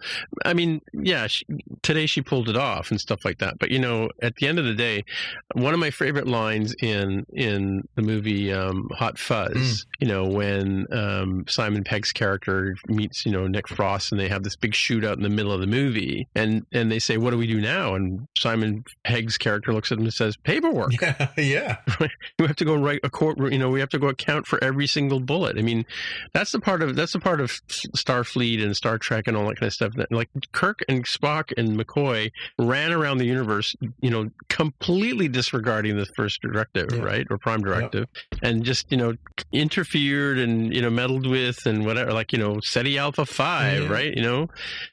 That's, I don't know. It's just that it's just sort of, they cannot leave. Like, there's no way they can't have the Brave New World or any of these sort of foundation-y kind of future societies where everybody just doesn't have to work anymore because we don't need money and blah blah blah, right? They have to just Burnham is going out of her way way to make her life miserable, or make everybody else's life miserable, right? So I'm surprised that Saru and those guys didn't have to come and rescue her. Like, that's what I thought was happening when the scene where the ship comes through and it turns sideways, and Book and the blue guy are running and trying to get away from the baddies, and all of a sudden you see all this, these shots coming and blowing up stuff.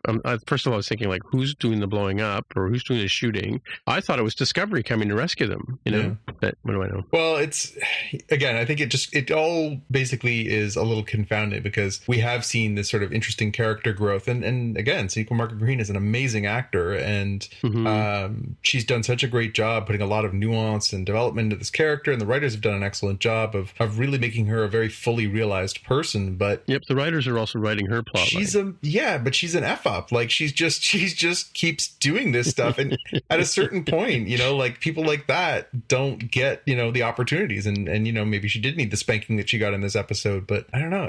But she didn't get a spanking. That's the thing. Like, she didn't get a spanking. Yeah. She didn't get go back and be the chief science officer for a month. You go back and be the chief science officer. Oh yeah, you get to go and do the cool science stuff while the rest of us run around and fire phasers and stuff. Yeah. No, she didn't get the like in Kirk's time, it would have been, you're going to the brig for a month. Like, even on lower decks that would have been the case, right? Yeah, like you're gonna scrub toilets for a month, right? Well, it'll be interesting to see where they take this over the course of the second half of the season. Obviously, her obsession with the burn is growing.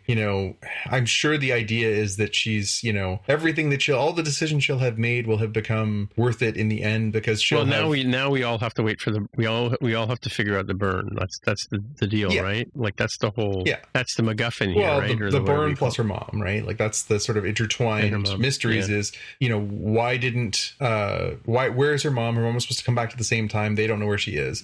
So again, my mind immediately went to, well, maybe her mom missed the mark and ended up 120 years ago in a pile of dilithium, and all went south from there. And maybe they have to time travel, get all timey-wimey. Mud. Maybe they have to get timey-wimey again and go and undo what her mom was going to do. Well, don't forget, time travel is now forbidden. Yeah, but that would stop her. I mean, come on. No, that's what I'm saying. Like the fact that they said it, the fact that they went out of their way to say you guys are criminals because you're time travelers. Yeah.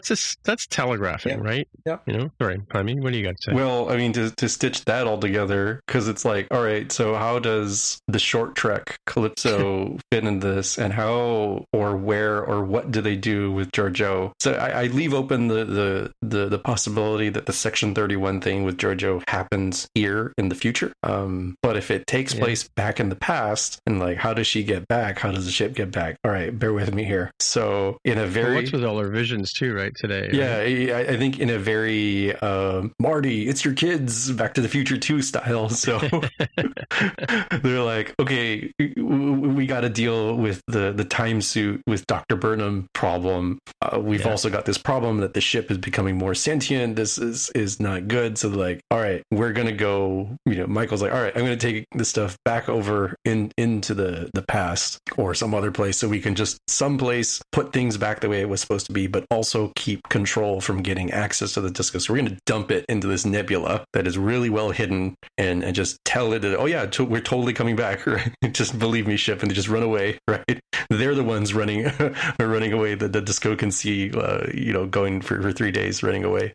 And somewhere in here, while Michael is trying to save the mom, she's going to lose her alternate mom, Georgiou, who, like, in a Thor Ragnarok way, when Thor and Loki are being pulled up by the Bifrosts and are being chased by Hela, and Loki sort of like falls off the side and ends up on that planet. I think that's how Georgiou falls off of Michael and the Red Angel and falls off into the past for reasons. It's the best I got, because I can't see how they stitch everything together in this one season.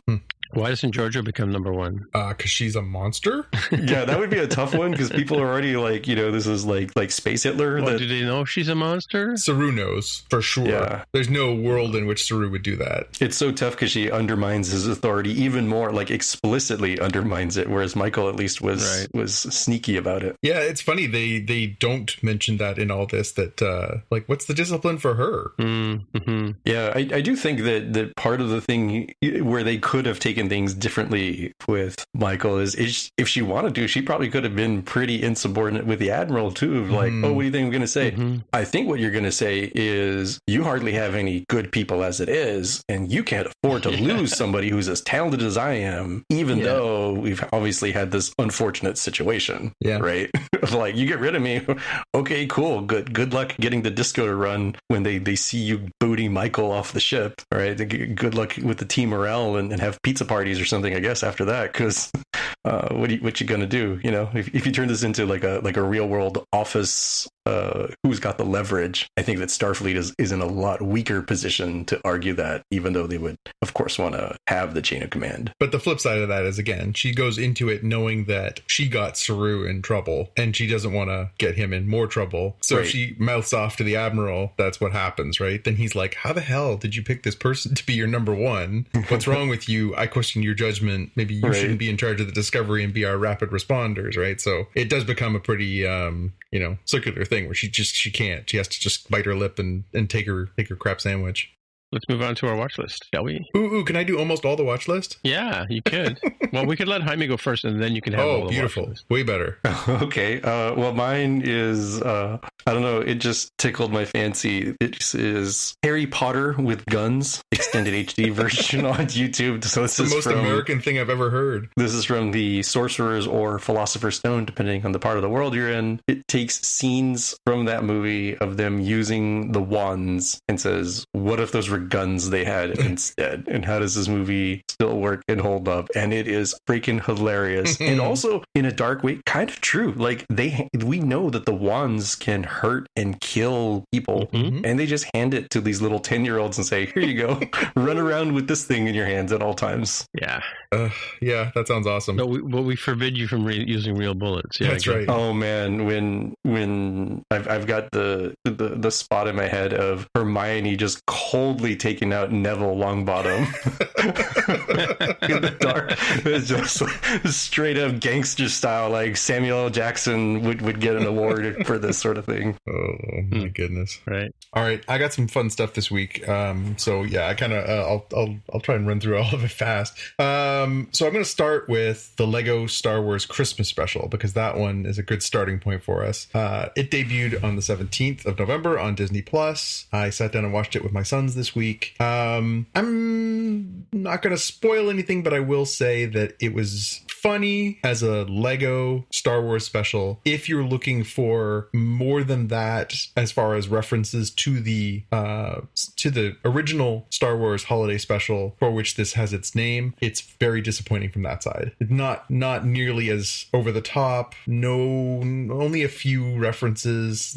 I was a little disappointed that it didn't. The holiday special from 77 or 78, whenever it was, that's what the 70s was like. I concur. I mean, that's what you could expect. You'd have a really amazing thing happen, and then for the next 2 years, they would do nothing but camp it up and kitsch it up, and just put them on Donnie and Marie. Yeah. And so again, as a Lego special, and I really enjoy those Lego shows. Foster and I, particularly my youngest son and I, really enjoy watching those together. I think as a Lego special, it's really funny. It's got lots of funny bits. It plays off of, if you have watched previous specials, it plays the characters very similarly. There's some timey-wimey stuff, so you get to see some older characters mixed in with the newer characters, and it's good. It's enjoyable, but it doesn't really pay any kind of homage to the classic holiday special, and I feel like for people like me, that's missing. But it's still definitely worth a watch. I enjoyed it. People will enjoy it. Now, that segues into my next pick, which is this new documentary that is being worked on entitled A Disturbance in the Force. And A Disturbance in the Force is a documentary that's under production right now, and it is how the Star Wars holiday special happened. Oh, really? Yeah. So there's a trailer up. We'll have the link in our show notes. It is a documentary that is trying to get to the bottom how and why the infamous Star Wars holiday special happened. And if you watch this, they've actually got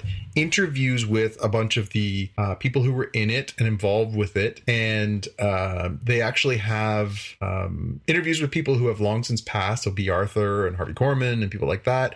They actually have them being asked questions. They've assembled all this footage and they're currently working on and my understanding is they're going to try and have this out next year. But the trailer is really funny, and some of the behind the scenes stuff is very funny. There's a very funny bit where Harrison Ford is being interviewed on a chat show, and they say, you know, do you remember working on this? And he kind of looks into the camera and he shakes his head, and they say, you know, well, we might have some clips here, and he reaches over and tries to strangle the host, and, you know, like, and playfully, of course, but you know, it's just so funny that there's been so much disavowing of this. But then they also talk to people who are like, this thing was so of its time, and of course, exactly what you were talking about, Tim. Yeah, exactly. It's very much 1970s, and, you know, it's sort of this perfect piece of 1970s kitsch, and there are people who love it. And the fact that it was, I don't know if I'd say perfect, but yeah. Well, and the fact that it was so reviled and never played again, and it became this, like, again, I'm old enough that it was very much one of these bootlegs that was always, you'd see it in the corner of a it was hard to get, a comic show or something. People would have like bootleg VHS copies, including all the commercials and stuff like that. So it was a really this sort of taboo secret, you know, George Lucas doesn't want you to see this kind of thing. And so I'm loving the idea that somebody's finally going to dig into this and do the sort of, you know, comprehensive look at this you know, horrible but incredibly rewatchable, nonsensical holiday special. So check that out if you get a chance. Next up, I have this one is weird. So I guess there has been a few different series happening on God, what's the name of the service? Omleto, that have been doing these sort of mini episodes, webisodes, involving different characters. And there was a show, I guess a web series a few years ago called Fresh Hell that had LeVar Burton and Brent Spiner. And, you know, that was sort of about them playing these hyper exaggerated characters themselves. I discovered this one this week, which just went up actually about a week ago, where Brent Spiner is basically playing this, you know, again, hyper exaggerated version of himself. And Perry Gilpin. Isn't that called Big Bang Theory? I guess there is one episode where he certainly does that, but it's called Brentwood, and it is about him. Perry Gilpin from Frasier plays his wife, and it's about him just sort of, you know, trying to sort of do his own thing and sort of lose the shackles of Star Trek, but also getting sort of dragged back into it. And it sort of plays up this like, you know, very funny rivalry between him and LeVar and the way the two of them interact. It is really, really funny. He sings, he's got like all these in-jokes. It's only about 10 minutes long. Again, highly recommend. Made me laugh my butt off. Totally worth it. Both of those characters, both of the actors are really, really funny. Definitely worth checking out. I highly recommend this one. Yeah, I saw this one, and I do remember some small web series that he had that had the similar setup of he's like a down on his luck kind of loser after Star Trek, and it's LeVar Burton who in that series is like his, you know, good friend or like the only friend he has left, but LeVar is like very Hollywood and feels like he has a lot of money and a lot of stuff going on and is very superficial, which is, they both seem very different than like what the real people would be like, you know? Yeah. And it does set it up pretty well in those. And I definitely enjoyed this one as a little mini movie of that concept. Yeah. And then again, he's got like a big, like, you know, he keeps talking about, you know, I want to be on Broadway. I want to do Broadway. And then he keeps breaking into song and singing all these. And again, it's for those who are easily offended. It's got some swears. It's, you know, he's having a pretty good time, you know, letting loose. But yeah, it's really funny. And I think Fresh Hell was that first series from, I think it was like 6 or 7 years ago. And then this one is, it's called Brentwood, but it's very similar as far as the way that it's portraying these sort of hyper exaggerated versions of these characters. But damn, it's funny. It's really funny. I don't play Data anymore. Next up, Big Mouth season 4. We got our first trailer for Big Mouth season 4 this week. I'm a huge Big Mouth fan. I think it's really, really funny, very smart show. So this is our first look. They announced that they dropped on social that they were gonna do their first trailer, but they also announced the release dates. It's coming actually the first week of December, so it's very soon too that this is coming out. Again, show not for the easily offended. It is a wildly offensive show, but it is so funny. It is so smart. Obviously it's the coming of age story for all these kids. It talks very frankly about sex and sexuality and just, what it's like to go through the perils of, pubescence and all this stuff. So many incredibly talented people working on the show, Nick Kroll, John Mulaney, and the trailer is, again, wildly over the top. The idea of all the weird stuff that happens to these kids as they mature.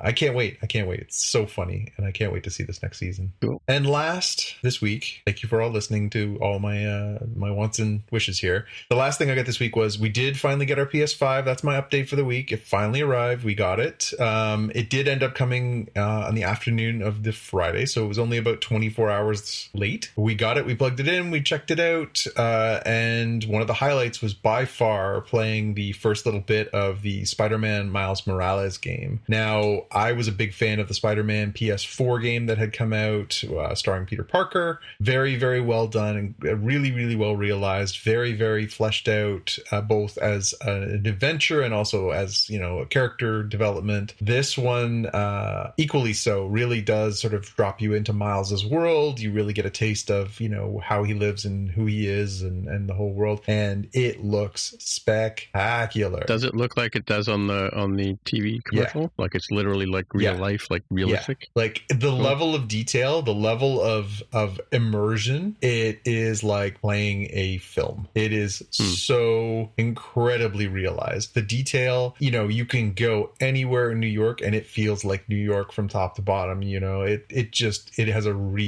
very realized feel to it. It is a really impressive piece of work. Now, I've only just sort of dipped my toe in it. I've only played a little bit. I've seen online that it is not obviously as fulsome a game as the original Spider-Man game. This was sort of intended to be, a 1.5 or a 1.1 episode for this. So it's a shorter adventure.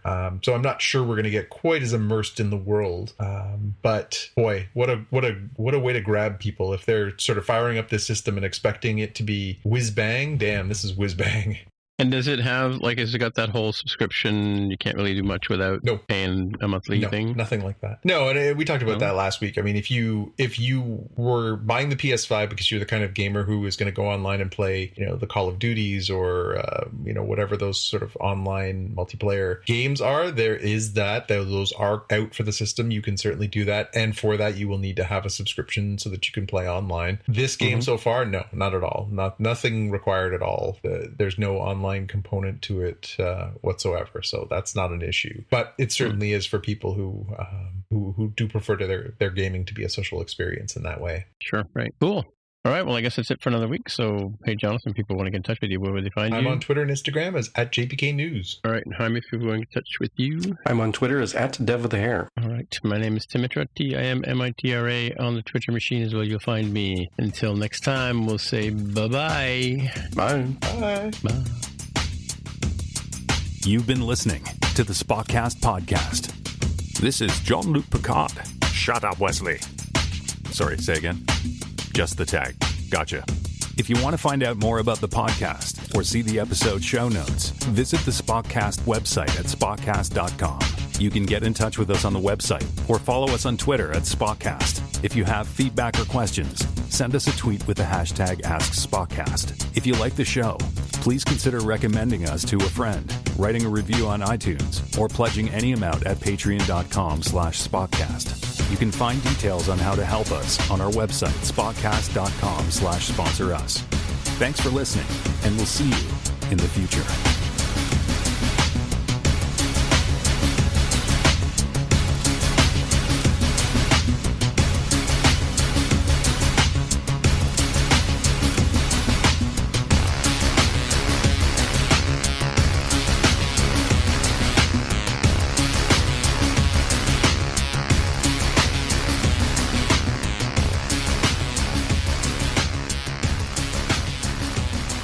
Hours. morning. Oh my god. My phone told me to go to bed like half an hour ago. I have the new sleep thing reminding me to go to bed, and I'm getting an extra hour of sleep every night, which is nice. Yeah, I find the problem with those kind of programs is that you have to pay attention to them. Oh, you don't have to pay attention to it. I mean, you can totally like sit and watch an episode of The Crown. It's just a matter of time before the electric shock start, you know? Wasn't that the plot to a Stephen King movie? Yeah. The electric shock is what happens the first thing in the morning when you have to get up and walk the dog. And you know, I hear you. I mean, I can't wait till we have to go back to an office and you have to get up like a whole 45 minutes earlier than we're doing now, right? You know, who earns? Yep. Not Anywho. Included in my watch list. One, I will say, I did get to the end of Truth Seekers, the Dick Frost, Simon Pegg deal. Definitely worth checking out. I'd recommend it to both of you. It's interesting. It still straddles that weird like humor, darkness thing right through to the end, but it ties up in an interesting way, and it does sort of set the stage for some more interesting stuff to come. Well, as a follow up to the More Than Just Code podcast, I did watch The Queen's Gambit. Oh, is that good? Oh, it's really good. That's on my to-do list. It's a bit predictable. It's a bit predictable in some parts, but like, no, it's really good. I mean, especially if you know anything about chess, you know, you don't have to know anything about chess to be honest with you, but if you do know something about it, it's really good. Sort of, you know, rising up from the ashes kind of story. Yeah, right? Yeah. I like is it Anya Taylor-Joy? I like her. I think she's an interesting performer. She's a very unusual face, but yes. But she, well, you were saying, I think it was you that was saying you keep seeing Emma Stone every time you look at her, right? Well, yeah, initially, yeah. But well, it's a red wig. I mean, she doesn't naturally have red hair, but is in this show. Yeah, but I like her. I think I have sat down a couple of times and thought, oh, that, and I'm like, oh no, I finished the other thing first. So yeah, on the to-do list. Well, the only reason I watch it is because Mark had said, you know, he said you should definitely watch it. So yeah, if you're a science or math or geek, any kind of geek person, good show. Nice. Yep. All right. Well, I guess that's it for today. Oh, I guess. You want to just do another 2 hours? Yeah. No, I have to go and I'll probably have to get up for work early in the morning too. Yes. Jaime's the lucky one. It's not even 10 o'clock yet. That's true. I'm sure he's tired. All right, gents. All right. See you next week. Talk to you later. Bye. This morning in the Atlanta airport, no one's missing a meal on Mac Wilburn's watch. With 11 restaurants to serve passengers, he's got dining for every destination. And it all started when Mac talked with First Horizon Bank about opening a franchise in the airport. Now it's open for business and cleared for takeoff. First Horizon Bank. Let's find a way. Go to firsthorizon.com/Mac. First Horizon Bank, member FDIC.